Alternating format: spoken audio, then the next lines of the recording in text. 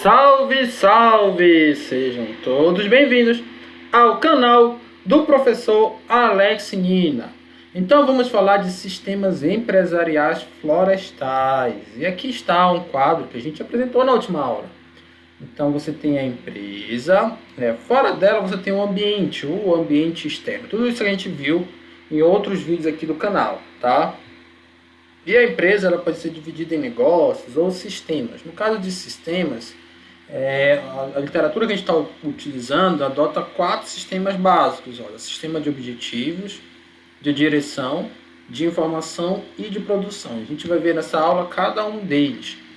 Sistemas dos objetivos abrange a totalidade e a hierarquia de todas as exigências e reivindicações as quais a empresa florestal tem que cumprir para proprietários, colaboradores e a comunidade no presente e no futuro. Então, são as exigências aqui, né? Então, você tem relações verticais e horizontais entre os objetivos.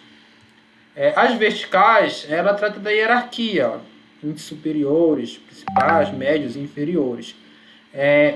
As horizontais, você tem a relação neutra, os objetivos não se influenciam mutuamente, então é indiferente. A organização ela tem vários objetivos, ela pode ter objetivos que não haja uma relação de trade-off entre eles, né? Ou seja, para você cumprir um, você tem que abrir mão de outro ou vice-versa. Então, ou nem uma relação de complementação também, se você cumprir um, facilita o cumprimento de outro. Simplesmente uma relação. Não tem uma relação lógica direta. É um pouco mais difícil você ter isso, porque a empresa geralmente costuma ser bem integrada. A harmônica é quando os objetivos apoiam-se mutuamente, complementam-se. Então, você, por exemplo, você pode aumentar o teu objetivo de aumentar o market share e isso, consequentemente, aumentar a receita da empresa. Geralmente, a não ser que você diminua o preço, mas pode ser que aumente o market share e diminua a receita. Mas geralmente você pode ter uma harmonia entre os objetivos. Concorrente, aí você tem os objetivos que se confrontam. Tá? A gente falou disso numa aula que é exatamente, acho que é objetivos e planos. Né? Então você tem alguns que são clássicos. Market share e margem, lucro no curto e no longo prazo. Então é importante você mapear como é que os objetivos que você traçou para a empresa se relacionam para a organização de forma geral, né? Mas a gente está falando especificamente da empresa florestal. Olha só, pontos importantes dos objetivos: a operacionalização, a análise e a formação. E aqui está, olha, operacionalidade é a referência no tempo. Então, para controlar o alcance dos objetivos a longo prazo, devem ser deduzidos os objetivos a médio prazo. A determinação dos objetivos pode ser limitada para um período. Então, você tem um objetivo de longo prazo, é importante que você vá, esse que está falando deduzido, dividindo ele em médios prazos. Isso até facilita a tua motivação para alcançar aquele resultado. Quando o objetivo ele está muito distante, né, ou ele é muito desafiador, melhor dizendo, às vezes desmotiva. Né? Eu estou com, objetivo, deixa eu pensar aqui, passar num grande concurso público. Eu quero passar no grande concurso público, bem concorrido. Poxa, mas eu vejo que é concorrido, que eu não estou com tempo. Aí como é que você faz isso para começar a se motivar? Não, peraí, vamos ver, são áreas, vamos tentar uma por uma.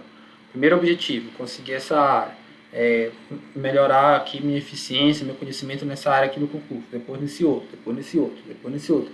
É mais fácil quando você divide o teu objetivo e, consequentemente, em um horizonte temporal também ele vai ser dividido.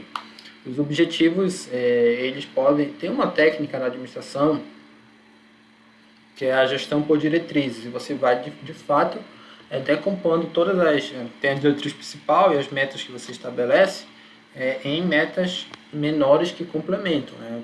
Claro, objetivos e metas são diferentes, mas o objetivo ele é qualitativo, a meta é quantitativa, mas a ideia é a mesma, tá? E, inclusive essa divisão aqui horizonte temporal e também em outro tipo de indicador, é mais aplicado até a metas, né? Mas aqui o outro está usando na mesma conotação.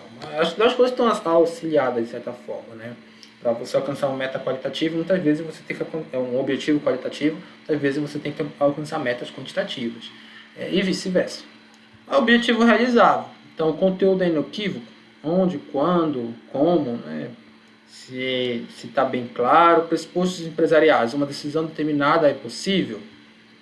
Conflitos entre objetivos, hierarquia de importância. Então, isso aqui é tudo a viabilidade do objetivo. Você pode traçar um objetivo que, de fato, não esteja alinhado com aquilo que a empresa é, com aquilo que a empresa pode. E, se, de fato, não tiver esse alinhamento, isso pode ser um grande desmotivador. Tá? Em gestão de pessoas, também isso existe. Porque você, como um gerente, né, vai contratar as pessoas, você tem que saber o potencial das pessoas e você tem que colocar o desafio para as pessoas que você está liderando que sejam alinhados com o potencial dessa pessoa. Se você colocar um desafio muito acima do potencial, a pessoa vai ver que não dá para alcançar e vai desmotivar.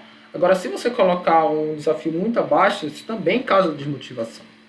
A pessoa vai pensar, isso aqui está muito fácil, as pessoas querem algo mais desafiador. Então, tem que saber qual é o nível. E assim para a organização como um todo, tá? Mensurabilidade. Para controlar o grau de cumprimento, 4 escalas podem ser usadas. Escala nominal, ordinal, intervalal, cardinal. Ok? Aqui é o número padrão, aqui é a ordem de cumprimento do objetivo, quais são aqueles mais importantes. Intervalar, talvez dividir em classes. Cardinal está mais associado à ordem de prioridades também, tá? Semelhante. E aí tem conflitos de objetivo, eu falei já, né? Hierarquia. Então você tem que definir sempre qual é o mais importante, depois qual é o segundo. Existe também na administração um diagrama básico que é de Pareto, que 80% dos seus resultados vem de 20% das causas. Então, é importante que você não perca esses 20%. Você até pode fazer as outras para tentar alguma estratégia aí mais de longo prazo, mas é importante, de fato, preservar os 20%. E você pode fazer isso como alunos de qualquer curso, definindo quais são as disciplinas que são prioritárias. Imagina no semestre que esteja muito apertado, você está com algum problema, e você de fato não consegue ter tempo suficiente para estudar para todas as disciplinas. Mas você consegue elencar quais são aquelas mais importantes para aquilo que você quer profissionalmente. De repente, planejamento e administração florestal nem seja a disciplina mais importante. E vale a pena você abrir mão dela, já que você tem tempo, recurso limitado, para aprender mais na outra, até mesmo ou ser aprovado na outra. A gente está tratando de uma situação real que as pessoas têm tempo limitado e as empresas também. E aí, com o tempo limitado, você tem que saber definir prioridades. Quais são as outras exigências? Aplicabilidade de cada elemento do objetivo, classificação inequívoca das relações entre objetivos, você tem que saber essa relação, se é trade-off, se é complementação. E deve ficar clara a viabilidade, as metas e a aceitação dos objetivos. Vamos lá. Há algumas técnicas de análise de objetivos. A análise de objetivos são pressupostos para controle ou planejamento na empresa florestal. Para essas análises, um procedimento metódico é necessário por causa da complexidade dos sistemas objetivos. Então, como é muito complexo, não dá para você tentar ser um tanto quanto subjetivo. É muito complexo, por onde eu vou iniciar? Para isso você tem que ter uma certa metodologia. Isso tem que ser um sistema metódico e um passo a passo. Então, passo 1, busca de objetivos. Coleta dos objetivos, por meio da análise de documentos, inquéritos, discussões. Você tem que formular os objetivos e catalogar os objetivos, tá? Passo 2, ordenamento, aquilo que eu falei ainda há pouco, a hierarquia dos objetivos, superiores, primários, médios, inferiores. Então, geralmente esses inferiores é assim, caso eu alcance todos os outros, seria a cereja do bolo, né? Perfeito se eu alcançar esse, mas também se eu não alcançar, tudo bem, não é um objetivo que eu vai fazer tão mal para a minha organização se não for alcançado. Examinando se os objetivos são compatíveis uns com os outros também, né? Você pode ter claro que vai ter situações clássicas que existe confronto de objetivos, mas se ficar muito apertado, não tem como ser viável. Você vai ter que escolher por um ou outro, não vai ter um equilíbrio. E se ficarem muito conflitantes, você vai ter que mudar todo o seu sistema para ficar algo também mais coerente. Ponderação dos objetivos. De novo, aqui, indicação da hierarquia, ponderação dos objetivos da mesma categoria. E você pode categorizar, agrupar os objetivos em grupos hierárquicos.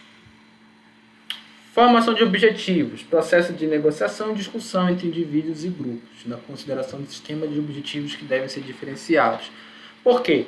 A empresa ela tem vários stakeholders, tá? Inclusive esse conceito se abrange para pessoas que estão fora da empresa.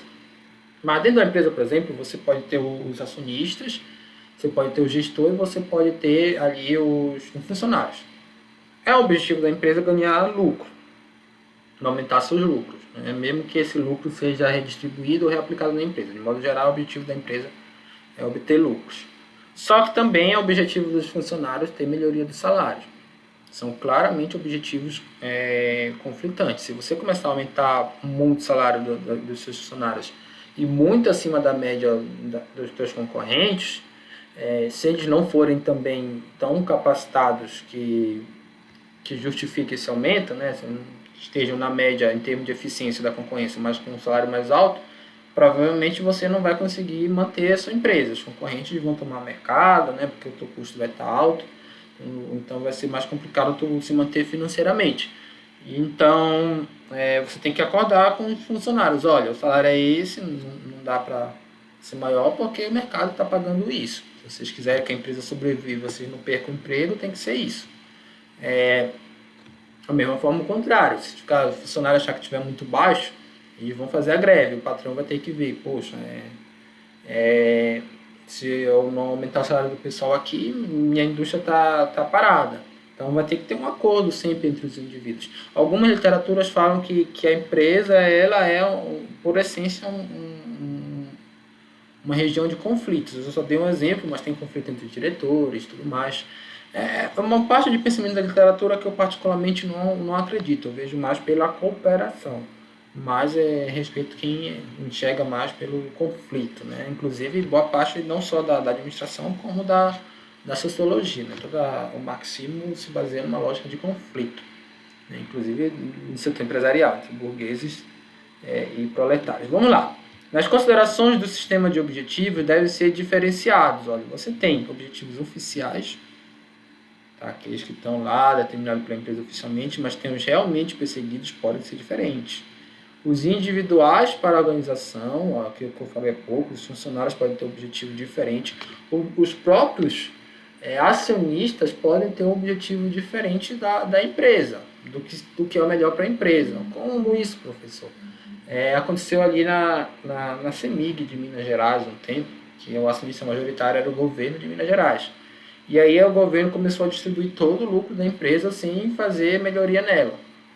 Porque em forma de dividendo, por quê? Ele distribuindo o lucro da empresa ia mais dinheiro para o governo de Minas, e ali era uma época eleitoral que aconteceu.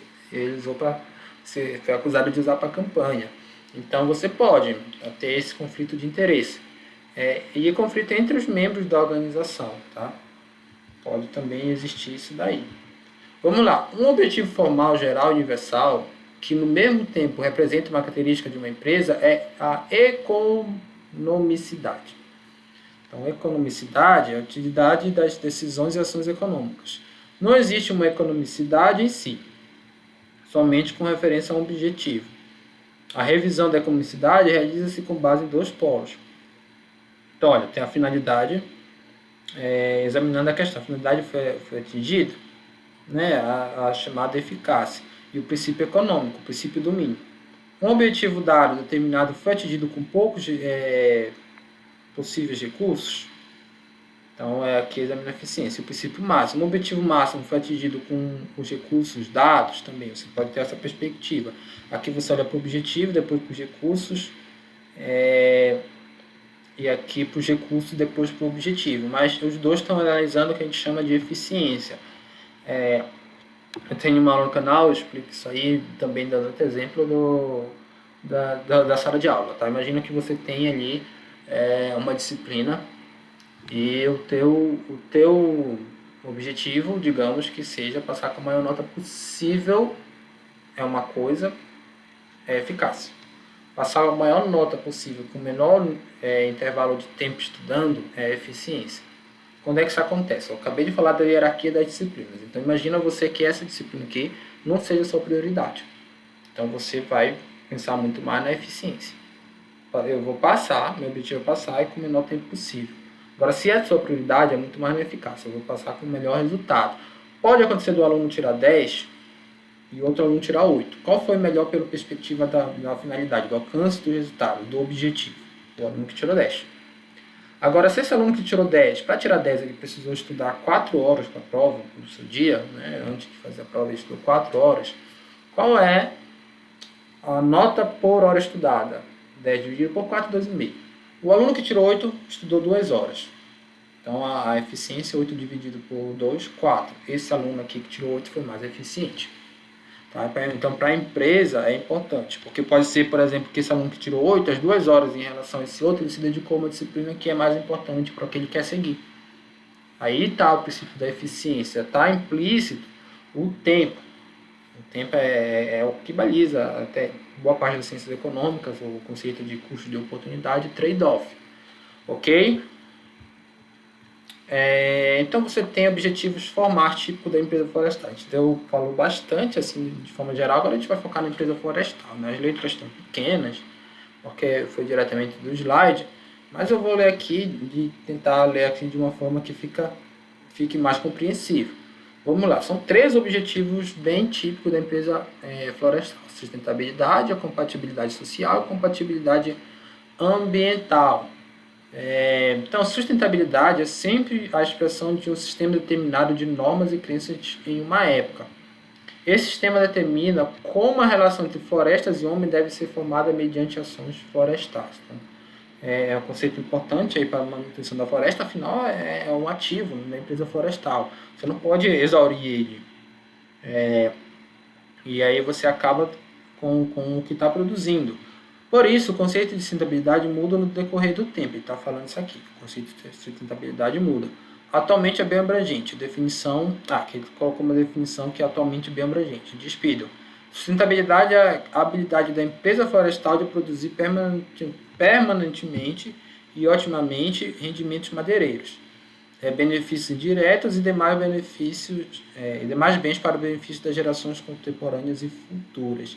É muito interessante. Quase que esse conceito de sustentabilidade ele tem uma conotação na setor empresarial e na sociedade como um todo. Digo quase porque no longo prazo eles até se convergem. Mas quando a gente fala de sustentabilidade empresarial, ele está mais no sentido de manutenção da empresa, né? Você vai sustentar para manter. Agora, para você manter uma empresa no futuro, é importante você estar alinhado com as questões ambientais hoje. Hoje, qualquer tipo de empresa, não só do setor florestal, mas as empresas do setor florestal principalmente, que estão tratando diretamente com o recurso natural. E aí traz como aqui o arcabouço teórico a conferência da ONU sobre o meio ambiente em 92. Mas a sustentabilidade, na verdade, as discussões delas são mais antigas. Se começou a discutir meio ambiente e crescimento econômico na década, a nível global, tá? Isso sempre foi discutido, mas a nível global na década de 60, final de 60 e 70, com a conferência da ONU de 72, que antecedeu, que foi a de Estocolmo. E o conceito de desenvolvimento sustentável mais abrangente ele surge em 1987, que o desenvolvimento sustentável é aquele que satisfaz a necessidade das gerações presentes sem comprometer a necessidade das gerações futuras. Então esse é o conceito mais defendido do relatório de Gruditlen, e depois isso foi aprimorando e chegou ao setor empresarial também, muito com base no tripé, né? Ambiental, econômico e social. E aqui ele traz esse outro conceito porque a literatura vai evoluindo. Aqui no canal a gente tem muita aula sobre sustentabilidade, tá? Desenvolvimento sustentável, as escolas do desenvolvimento sustentável. Então, para quem tiver interesse nesse resumo aí que eu fiz, mas de forma mais detalhada, é importante. Até mesmo as correntes de sustentabilidade que são diversas, as escolas que são contra a sustentabilidade, a gente tem tudo isso. Vamos lá. Compatibilidade social. Os processos de trabalho devem ser formados tais que as pessoas ao trabalhar Aqui está olhando mais para os funcionários, olha. Encontrar condições de trabalho dignas, realizáveis e suportáveis. Bem cumprir os padrões de conveniência social de conteúdo, de tarefa ambientalmente do trabalho, bem como remuneração e cooperação, remuneração adequada. Desenvolve espaços de ações e habilidades e pode manter e desenvolver a personalidade individual e do grupo que pertence. Por exemplo, um ambiente de trabalho saudável que respeite a orientação sexual. Isso pode ser aliás, isso é muito importante, mas é mais importante ainda uma pessoa que seja homossexual. Imagina uma pessoa homossexual está num ambiente que as pessoas são preconceituosas. Mesmo uma pessoa heterossexual sensata, sabendo ali que está tendo preconceito com um colega de trabalho, vai se sentir mal também. Eu me sentiria mal, mesmo sendo heterossexual, em ver as pessoas desdenhando de um colega por conta de orientação sexual em pleno século XXI. Mas imagina a pessoa que está sofrendo na pele. Essa pessoa, a empresa pode estar oferecendo ali o melhor salário, mas ela não vai ficar, não tem dinheiro que compre essa dignidade. Então, olha lá. Desenvolve espaço de ações e habilidades e pode manter e desenvolver a personalidade individual e do grupo. Podem preservar importantes aspectos culturais também regionais. Falei do preconceito ali relacionado à questão de gênero. Tem um preconceito também a questões regionais, a questão de etnia, Então, é importante que não exista esse tipo de coisa numa empresa, principalmente já no século XXI, que a gente tem avançado nessas pautas, embora ainda persistam na sociedade como um todo. Não é diferente também no setor empresarial, vai ter empresa que isso vai existir também. Vamos lá. Compatibilidade ambiental. Gerenciamento sensível aos problemas do meio ambiente. Significa que todas as decisões empresariais, os efeitos do meio ambiente devem ser considerados. Então, a ética ambiental que existe na empresa. E assim, às vezes fica muito bonito o discurso, tem que pensar no meio ambiente, mas às vezes você explorar ali aquela situação ambiental te traz algum lucro. E aí você tem um conflito que é conflitante, conflito que é conflitante é ótimo, Uma relação conflitante de fato real, Você vai abrir mão da questão ambiental em prol do lucro e vice-versa. O que acontece que eu posso dizer que o conflito, na verdade, é um conflito de tempo. Porque toda vez que você desmata o meio ambiente visando um lucro, você está visando o lucro de curto prazo. Porque no longo prazo, isso, primeiro, na empresa florestal ainda é mais significativo. Você vai perder seu ativo principal ali. A floresta em pé, a capacidade dela de se recuperar. Segundo, a legislação ambiental tem avançado, mesmo com suas oscilações, e você está com o risco de estar cometendo um crime. Se você está fazendo algo que não está de acordo com a lei. Terceiro ainda, a própria sociedade pode ver isso com mais olhos, se a sociedade for evoluir também no sentido de uma maior consciência ambiental, que as tendências estão indicando. Então você tem vários riscos de você pensar só no lucro e desmatar, de forma geral, não só o desmatamento, mas qualquer dano ambiental grave que você for causar. No longo prazo, é preferível que você respeite a questão ambiental. O meio ambiente ou a natureza pode ser, ao mesmo tempo, um sítio, um fator de produção, um produto, um bem de consumo, um depósito para lixo de produção. Então, tudo isso entra no conceito aí de meio ambiente, e é importante você pensar com todos esses elementos, que considerei a questão ambiental. Vamos lá? Além dos objetivos formais, o sistema dos objetivos é determinado pelos objetivos reais. Então, quais são os objetivos reais? Produção, bens reais, espécie de sortimento, madeireiro, qualidade, aproveitamento secundário, a infraestrutura, a recreação, água, proteção contra a erosão, reserva de terreno, tudo isso tem que ter na empresa florestal, Tem que ter ali a questão da água, a reserva, o terreno, que é muito importante. E você tem outros, a capacidade de trabalho, mão de obra, máquinas, transporte, instrução, aperfeiçoamento.